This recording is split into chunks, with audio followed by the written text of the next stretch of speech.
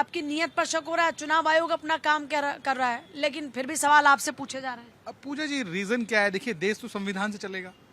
चुनाव आयोग एक इंडिपेंडेंट एजेंसी है, स्वतंत्र एक एजेंसी है जो अपना काम करती है। अब अगर वो काम कर रही तो उनके पेट में दर्द क्यों? आप बताइए, क्या कोई भी भारत का नागरिक ये चाहेगा कि जो फर्जी वोटर है उसके दम पर आप चुनाव जीत के आए? अगर शुद्धिकरण हो रहा है तो होने दीजिए, आपको क्या आपत्ति है? अब बिहार का चुनाव हो रहा है ना, अभी कहते हैं कि बुर्का पहन के जाएंगे तो मुंह नहीं देख सकते आप, ये सारी चीजें, तो ये सब जो है इनकी नीयत में खोट है। अभी आप कलकत्ता की बात देखिए, बंगला जो वहाँ पे रोहिंग्या आए हैं, जो और लोग पलायन करके सारे घुसपैठिए वहाँ पर, अगर वो वोट डालेंगे तो पूरा समीकरण बदल देंगे वहाँ का। हम कहते हैं जो भारत का नागरिक है वोट डालने का अधिकार उसी को है और उसी को रहने दें उसमें। इनको क्या दिक्कत है? अभी ले दे के उंगली उठानी चुनाव आयोग पे कि चुनाव आयोग गलत कर रहा है। अरे भाई, आपकी बात माने तो ठीक, आपकी बात ना माने तो गलत कर रहे हैं। तो ये चीजें ठीक नहीं है, ये देश के लिए आने वाले समय में खतरा है अगर ये सब चीजें करेंगे तो। आप वोटर लिस्ट के शुद्धिकरण से एतराज क्यों है? एतराज भारतीय जनता पार्टी की नीति और नियत से है। ये बार बार घुसपैठिए की बात करते हैं, चाहे महाराष्ट्र का चुनाव हो, बिहार का चुनाव हो, बंगाल का चुनाव हो, तो आप कह रहे हैं लेकिन कि अधिकारी कभी स्वतंत्रता के साथ कार्य नहीं करते, ये कहना चाह रहे हैं? पूजा जी मैं इसी पे आ रहा था, कभी भी स्वतंत्र रूप से काम नहीं करेंगे। मतलब आपकी सरकार भी दबाव पे काम कराती रहे अधिकारियों से? नहीं, सवाल ही नहीं है। मैं आपको कह रहा हूँ, आपने अभी खुद कहा कि अधिकारी स्वतंत्रता से काम ही नहीं कर पाता, मतलब आपने भी वही किया और ये भी वही कर रहे हैं, तो फिर फर्क कहाँ है? अब मैं जवाब दे दूं? जी बिल्कुल। 2 मिनट दीजिए। सवाल ये नहीं है, सवाल इन्होंने कहा मित्रों महाराष्ट्र में घुसपैठिया, ये बताए कितने घुसपैठिया निकले, या चुनाव आयोग बताए कि बिहार में कितने घुसपैठियों को निकाले गए। घुसपैठिए मिले थे, कांग्रेस के शासनकाल में 93,000 लोगों को बाहर भेजने का काम किया, हमने कभी जिक्र नहीं किया। ये कितने 3,000 में अटक गए, बाकी घुसपैठिए कहाँ गए? चले गए गुजरात। इसका जवाब तो मैं लूंगी, लेकिन पहले वाली बात का जवाब तो दीजिए। अधिकारी वाला आपने कहा कि अधिकारी स्वतंत्र रूप से काम नहीं करता। नहीं कर रहा ना स्वतंत्र रूप से, सवाल ये आपने लेकिन कहा था करता ही नहीं है, तो उसमें आपका भी इतिहास आ गया। नहीं, मैं ये कह रहा हूँ कि बार बार एक आदमी सारे मन से पूरे हिंदुस्तान में ये कह रहा है कि वोट चोर, गद्दी चोर, और चुनाव आयोग ने, मैं घुमा नहीं रहा हूँ, मैं घुमा नहीं रहा हूँ।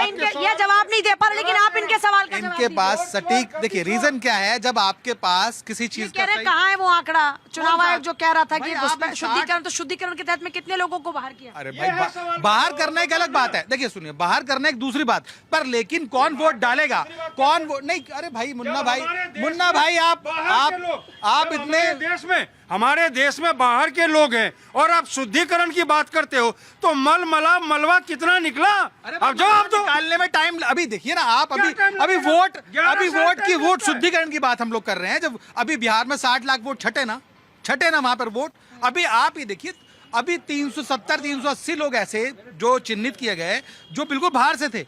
तो मेरा मानना यह है कि शुद्धिकरण पहले हम लोग डिटेल ले ले, उसके बाद किसको निकालना है, किसको रखना है, वो बात की बात है। कम से कम वोट डालने का अधिकार किसके पास होना चाहिए, किसके पास नहीं होना चाहिए, ये तो तय हो। अब ये कहते हैं कि अधिकारी स्वतंत्र नहीं है। अरे भाई, ये कौन सा पैरामीटर है आपका? तो इनकी सोच, इनकी नीयत दोनों, नीति दोनों खराब है, इसीलिए हाशिए पर है। आज ये देश की सबसे पुरानी पार्टी है और आज वेंटिलेटर पे है। आप क्षेत्रीय पार्टियों से ना ये पूछना पड़ता है। वेंटिलेटर पे तो नहीं, इनको बस और बाहर से ऑक्सीजन की जरूरत पड़ रही है और थोड़ी वेंटिलेटर की परिभाषा क्या होती है? थोड़ी जब आपका शरीर काम नहीं करता और आपके शरीर में जब इक्विपमेंट लगाए जाते हो, वेंटिलेटर। जो सरकार खुद बैसाखी पे टिकी हो, जो दूसरों के आगे कभी बिहार, कभी आंध्रा में है ना, जमानत पर तो नहीं है भाई, जमानत पर तो नहीं है ना।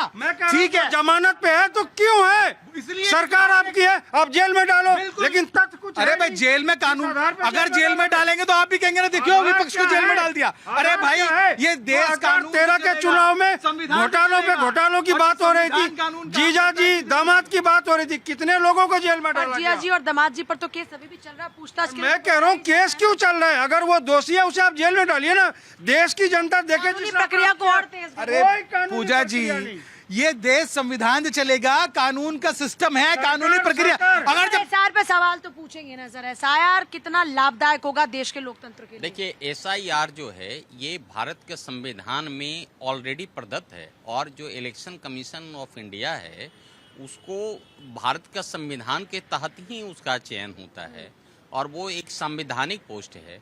और ये अभी जब माननीय सर्वोच्च न्यायालय में ये मसला एसआईआर का आया था, तो जो एफिडेविट गया इलेक्शन कमीशन ऑफ इंडिया का, उसमें उन्होंने कहा कि जिस तरह से संवैधानिक पोस्ट पे सुप्रीम कोर्ट के जजेज हैं, उसी तरह से जो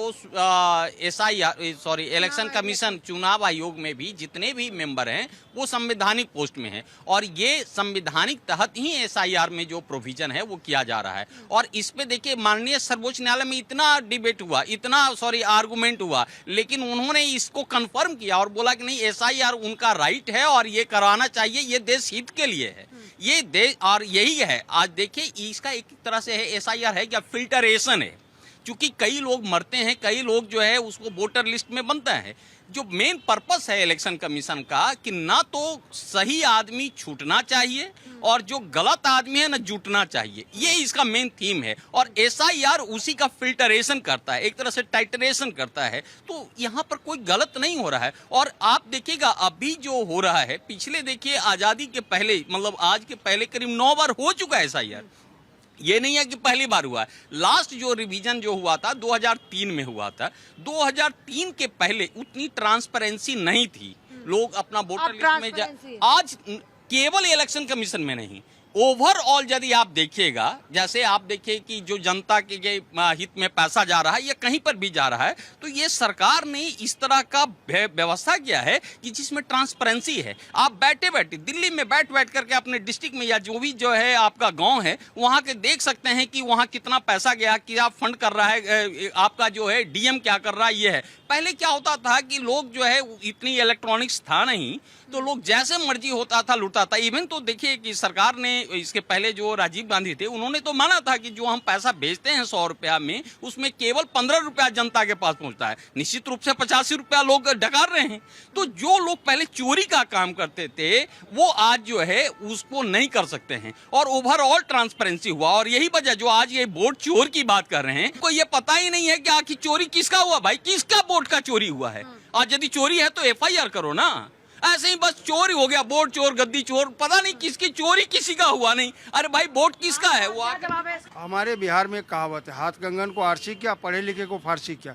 जब आपको बार बार चोर कहा जा रहा है तो आप तो साबित करोगे ना कि मैं चोर नहीं, मैं ईमानदार। अब तो चोरी वाली बात खामोश हो गई। देखिए है क्या पूजा जी कि इस देश में सुधारना सतत प्रक्रिया है और वो अपनानी चाहिए। एसआईआर की बात है, एसआईआर सुधार प्रक्रिया है, अगर जो वो हो रही है तो उसमें कोई दिक्कत नहीं है। लेकिन सवाल ये है कि जब आप इलेक्शन कमीशन ने कभी नहीं कहा कि हम घुसपैठियों को निकालेंगे। इलेक्शन कमीशन का वो अधिकारी नहीं है कि वो घुसपैठियों पे काम करे, या वो गृह मंत्रालय का काम है, वो सिर्फ एसआईआर कर रहा है। वो बता रहा है कि ये नए वोटर आएंगे, ये जुड़ेंगे, ये इस देश के निवासी हैं, इनको वोट देने का अधिकार है। अगर जो इस देश के निवासी है, जो भी उसको इस वोट देने का अधिकार है, उसको कोई नहीं छीन सकता, इलेक्शन कमीशन नहीं छीन सकता। ये संविधान द्वारा प्रदत्त शक्ति है हमारे देश के हर एक नागरिक को। लेकिन जो नागरिक नहीं है उनको वोट देने का अधिकार नहीं है। तो अगर जो नागरिक नहीं है उनको निकाला जा रहा है तो किसी को दर्द नहीं होना चाहिए। कंफ्यूज कौन कर रहा है? देखिए दर्द हो किसको रहा है? देखिए कंफ्यूज कौन कर रहा है? कंफ्यूज कांग्रेस कर रही है, और इतनी कंफ्यूज है कि कंफ्यूजन ही कंफ्यूजन है। वो बोलते हैं कर्नाटक में कि वोटर लिस्ट में त्रुटि है, महाराष्ट्र में वोटर लिस्ट में त्रुटि है। अब वोटर लिस्ट की त्रुटि को ठीक करने के लिए इलेक्शन कमीशन एसआईआर करता है, तो बोलते हैं एसआईआर क्यों कर रहे हो? तो ये कंफ्यूजन कांग्रेस को है, कांग्रेस को दूर करना है अपना कंफ्यूजन, और समझ लेना है कि भाई अगर जो महाराष्ट्र में वोटर लिस्ट में त्रुटि है और फिर कर्नाटक में वोटर लिस्ट में त्रुटि है और उत्तर प्रदेश में है, तो उसको निकालने के लिए इलेक्शन कमीशन ही काम करेगा। और इलेक्शन कमीशन को जो आपने छीछा लेदर की इलेक्शन कमीशन की, एक संवैधानिक संस्था की इतनी बेइज्जती हुई है इस देश में, एक लोकतांत्रिक संस्था को आपने ऐसे कटघरे में खड़ा किया जनता की नजरों में कि आपको माफी मांगनी चाहिए। अगर जो इलेक्शन कमीशन नहीं होता तो राहुल गांधी कैसे चुन के आते बताइए? ये पिक की एक ऐसे कोई फेंका जाता, सिक्का फेंका जाता राहुल गांधी पे उछाल के कि ये राहुल गांधी जी हैं, ये संसद के सदस्य होंगे, ये नरेंद्र मोदी ये संसद के सदस्य होंगे। चुनाव की प्रक्रिया और उसको पूरा कराता है इलेक्शन कमीशन। तो इलेक्शन कमीशन जैसी किसी भी संवैधानिक संस्था पे, सुप्रीम कोर्ट जैसी किसी भी संवैधानिक संस्था पे सवाल नहीं होने चाहिए। जब आप इन पे सवाल करते हैं तो इस देश के लोकतंत्र को कमजोर करने की कोशिश कर रहे हैं। अगर जो देश का लोकतंत्र कमजोर होगा तो ना राहुल गांधी मिलेंगे,